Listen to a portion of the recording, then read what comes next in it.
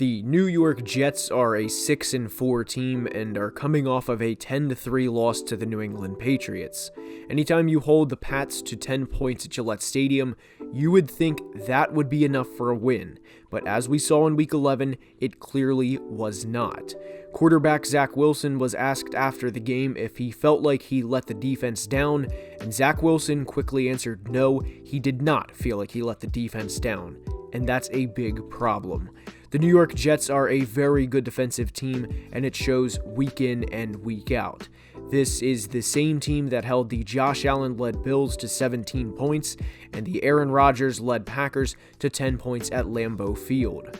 The Jets are giving up an average of 18.6 points per game, and the quarterback drafted number 2 overall in 2021 is playing not okay, certainly not good, but downright bad. And the New York Jets have a big problem because of it. And we're going to dive into everything in today's video, and without further ado, let's begin.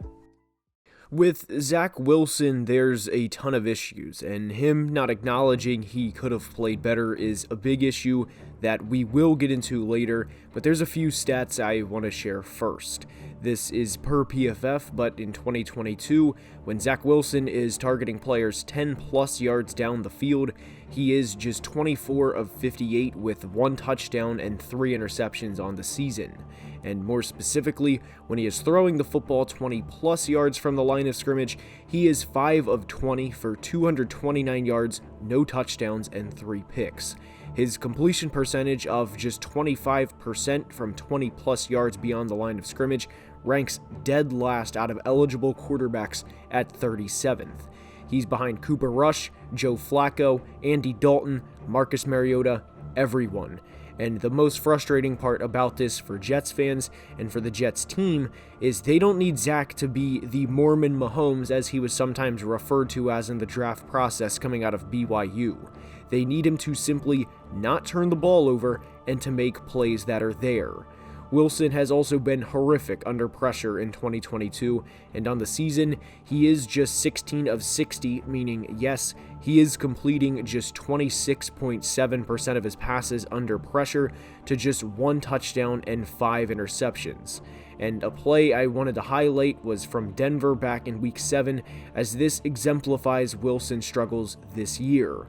Draymond Jones makes the pulling guard miss and is going to crush Zach Wilson if he doesn't get rid of the football. And as Wilson typically does, he drifts back and continues to drift back and makes a poor throw to CJ Uzomah. Every throw is not created equal, as a throw under pressure could be as simple as this, or with a defensive player hanging off of Justin Herbert as he tries to get a pass off.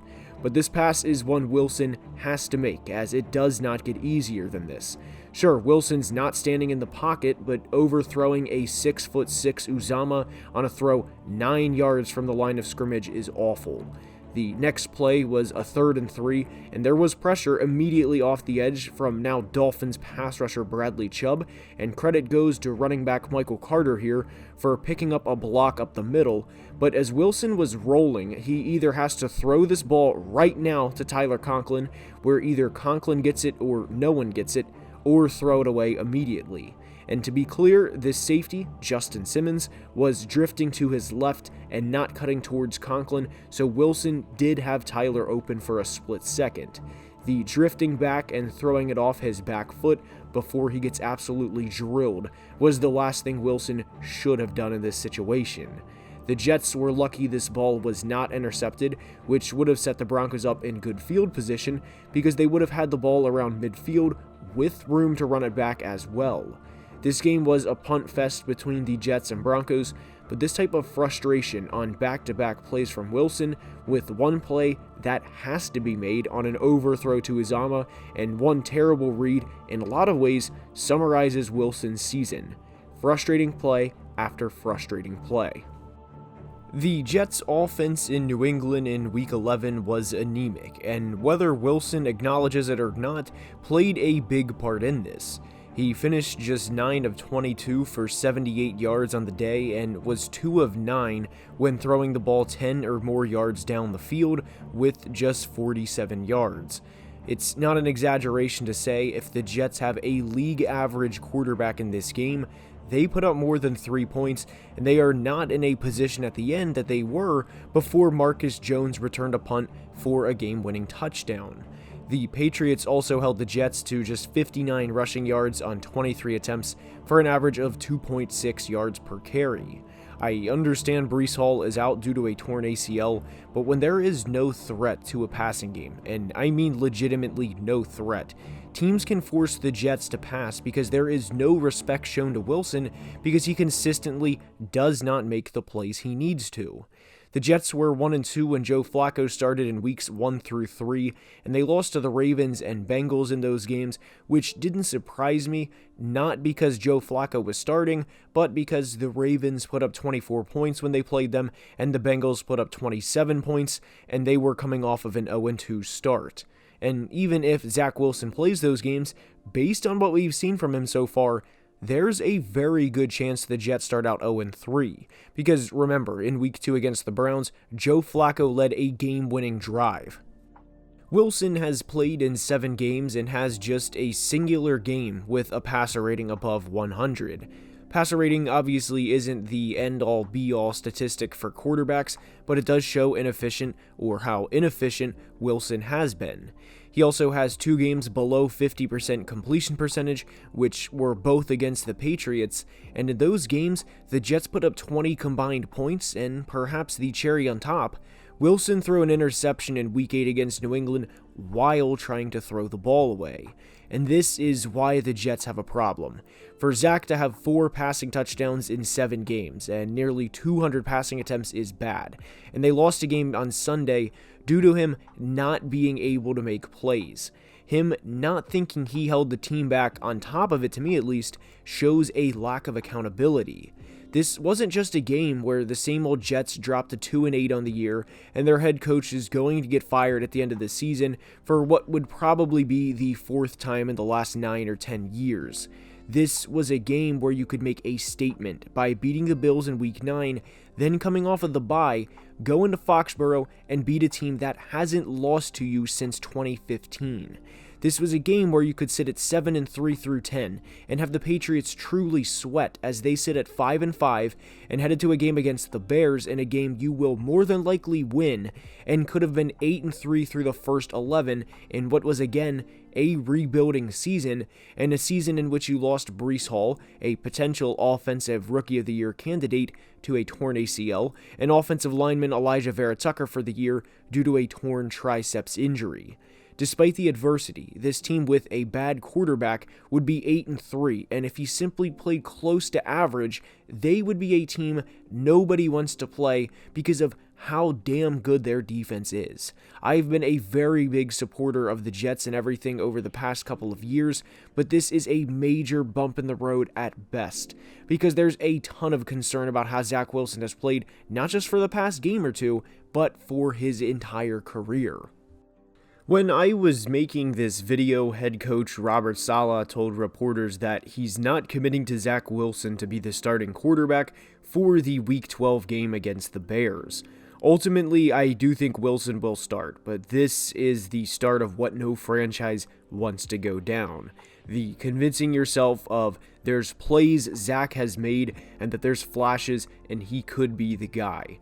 To make matters worse, they play in the biggest market in the United States, and the chirping and the pushback is louder than ever before.